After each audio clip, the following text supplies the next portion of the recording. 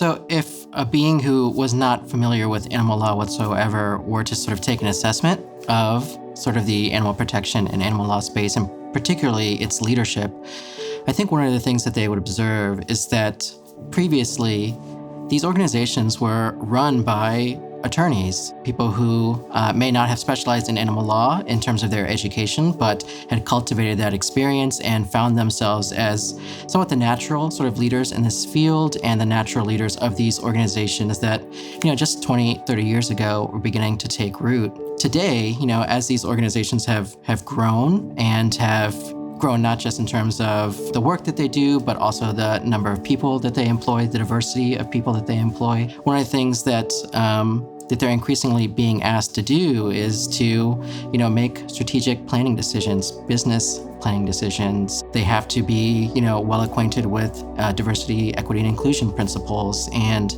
so, to go back to the question of what would an observer observe about the leadership of today, it's that these particular skill sets are not necessarily unique to lawyers, even though many lawyers do have them, but a lot of people, non-lawyers, do have them and have cultivated them specifically for a number of years. And so I think what we find is that a number of leaders of today and the leaders, I think, of tomorrow are not necessarily those who just have the sort of the legal skills, but also have, these unique skill sets that are required to effectively and ethically run an organization. And so I think we're seeing a lot of diversity in terms of who is rising to the top of leadership. And I think that's really great for the movement. The modern animal protection movement and animal law specifically are relatively new from a historical perspective. And often the types of individuals who have the passion and motivation to start or found an organization might not necessarily have the same sort of skill sets necessary to actually run a large organization as they grow. It's been really important to have those people, like going all the way back to Henry Berg, who started the ASPCA, and George Thorndike Angel, who started the similar one in Massachusetts. As these organizations grow, it does morph into a different skill set, and sometimes that transition can be kind of difficult. And you also don't really want an organization becoming too overly reliant on one particular individual or a couple individuals.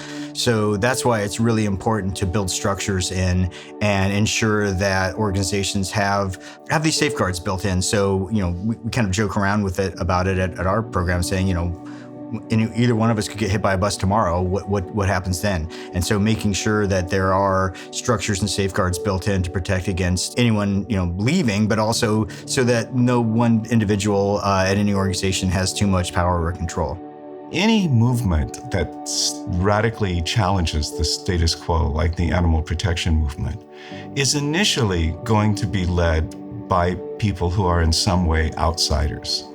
What happens, though, to be effective is that you have to create institutions. And institutions have things like human resources departments, and they have things like paperwork. And all of this is hugely important to build these institutions that provide sustainability, can help to create a kind of fairness within organizations and a kind of effectiveness within organizations that usually doesn't happen when you're sort of talking about one-person shows. But also institutions inevitably bring along with them a kind of conservatism. And I think one of the challenges of our time is going to be to see whether that kind of energy that's been in the animal protection movement, which absolutely needs to get embodied in effective institutions, can do that in a way without becoming geriatric and sclerotic and becoming normalized in all of the ways really that the old animal protection, humane organizations were. That's going to be one of the real challenges, I think, in the next generation. It's so fun to think about how outsiders, even from another world, would view the work we do. And it's so important to think about that too, because what that question is really about is perspective. Those who come from a completely different perspective, especially intelligent beings who are looking at us here doing this work, would probably wonder why we aren't better at making connections with each other. It reminds me of one of my favorite singers, Nancy Griffith, and her song, From a Distance.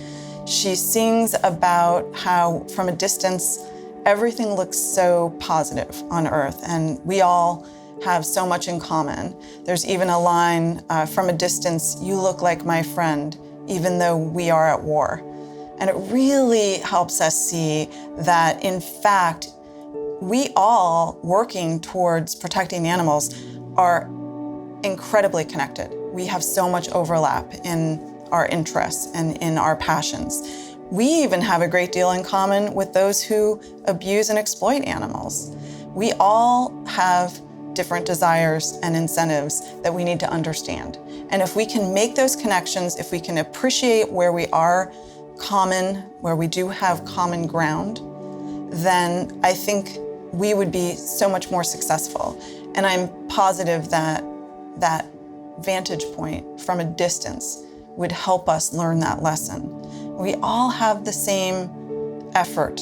We all have the same history, and we all have the same future. We're all so interconnected. I think the climate change challenge is really bringing that forward for all of us. Any alien intelligence that was looking at what we're doing would ponder at our inability sometimes to grasp how similar we all are. Maybe aliens looking into the US, they probably would be pretty surprised, or really the entire world pretty surprised that, hey, humans have technology to look into the practices, right? We have social media, we've got photos, we've got all kinds of narratives. And again, the fact that we have all of this information is not really changing consumer behavior. The decades of narrative that we've had around building more feeling, more empathy and compassion for non-human animals, that has been huge. But again, people are still eating more meat than ever. These industrialized animal agriculture systems are growing and growing and growing at the expense of our rainforests, at the expense of, human health, environmental health, on and on and on.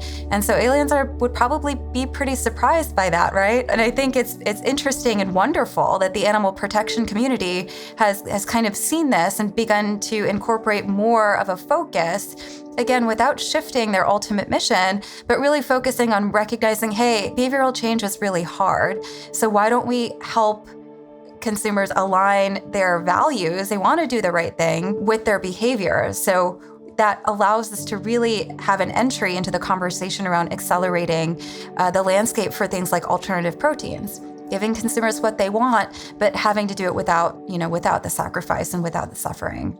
The other thing I think is really fascinating about the system that we have here, particularly in the US, is the role that universities play, the role that a lot of law schools, particularly at the most famous universities across the world, now have animal law programs, which again, even 15 years ago, some of these issues were kind of taboo. So to see a university like Harvard University come out and really create a program that is going to train the next generation of some of the most well-regarded lawyers in the world is incredibly important. It's incredibly unique, I think, as well. It really struck me on the flight in here to Arizona, crossing over just factory farm after factory farm. You could look from the sky and you could see the houses and you could see the lagoons. And I feel like sometimes we become accustomed to that and we become used to it.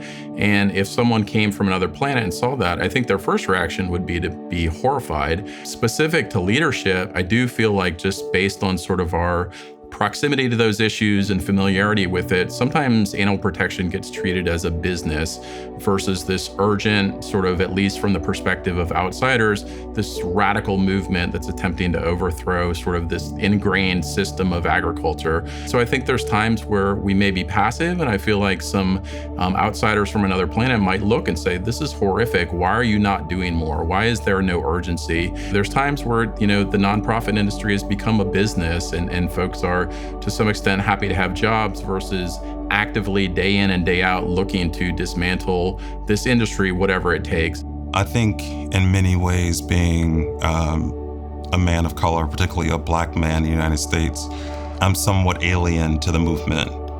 When I first arrived in the movement, I was astonished, honestly, by how many people inside of the animal protection movement were so unaware of how closely related I was to animals that needed to be protected. I mean, my ancestors, my great-grandfather, my grandmother, they worked on plantations. These were people that were treated like cattle, like chattel. And so the idea that here we have this movement that's so passionate and so disconnected from its Black and brown brothers and sisters that were themselves treated like chattel.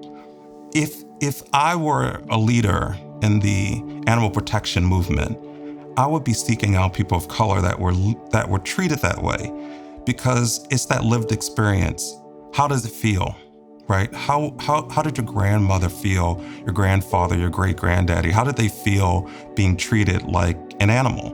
And so, as somewhat of an alien in the movement, I was shocked to see that there were so many people inside the movement that didn't understand my life experience nor the life experience of my family. And so that's always been a surprise to me. And so when I speak of diversity, I don't mean just the diversity that's needed in terms of a range of skin tone. I mean the diversity that's needed in the movement, that's a diversity of full lived experience. If the visitor from the other planet, if they were very human-like, they might look and think, oh, this is recognizable, the kind of maybe inefficiencies or the petty kind of conflicts and things like that. But what if the visitor was more animal-like, actually, like one of the other animals? And they might want to sit us down and say, hey, you know what, you guys, you're thinking you're representing us, but actually maybe it's something kind of different, and that would be super educational, I think, for us. Can we kind of try to do that for ourselves and put that hat on and try to think more like that? Maybe less like human beings and more like the other animals we're trying to represent. I think that would actually be a really helpful thought experiment. All of us who are drawn to this movement and to leadership in this movement, we have a really clear internal vision of the world as we'd like to see it in terms of how people would interact with animals. For me, my internal vision is a world in which people approach animals with respect and with wonder, and where people really prioritize finding a balance with these beautiful ecosystems into which we've been born. And my internal vision and the internal vision of all the leaders in this movement is so far removed from the reality that we confront every day and the reality that we're trying to change. So I think what's interesting about leading in that context is we're constantly having to make strategic decisions about which changes are actually possible and could move the needle for animals. And those changes are by definition incremental and gradual and uncertain as to their future effects. And sometimes leaders in this field are judged harshly, I think, as they try to make pragmatic decisions and realistic change in the world. There's something that I think would be incredibly striking, which is we're a planet where the apex predator is responsible for the welfare of everyone else on the planet. And our laws reflect that. They do not reflect everything having an intrinsic value. They reflect their value to us, which is very disheartening, especially since substantively, we only protect things that are important to us. And it takes a long time for us to figure out what's important. We don't protect or prevent things from becoming endangered. We protect them after we've already endangered them. I mean, there's so many things that somebody coming from the outside would have a pretty challenging time understanding how did this happen? You have the wolves managing the sheep in the worst possible way. We are at a place where, because of, I think, modern media, there's the opportunity to share messages. There's an opportunity to tell stories. There's an opportunity from leaders to actually message to the general public at large in a way that they can kind of understand and support policy change. The thing about policy is that it's a reflection, it's a codification of the majority opinion. So you have to get the majority of people to support an idea before you can change the law. A lot of times the challenge that leadership has is they think that the law changes the way people think rather than the other way around. The law is a way of enforcing getting the last 20% to come along with you, but it's not actually the driver. Truly effective policy changers have been effective because they've been able to rally the community to support a policy change. As humans, we tend to be creatures who learn through mistakes. And so the environmental movement, starting because our rivers were catching on fire. I was kind of waiting for things to get a little far before we decided there was something we should do about it. That perspective of understanding that the ups and downs that have happened have really been through a self-referencing lens. The opportunity for current leaders is really to work with enlightened self-interest and really help everyone understand the importance and value to people, whether that's animals, whether that's the environment, that entire ecosystem that we tend to sort of separate ourselves from. Being able to tell that story of connection is what informs public interest, and public interest is what drives policy. And when I say public interest, I don't mean what's in the public's interest. I mean their awareness and engagement in a topic.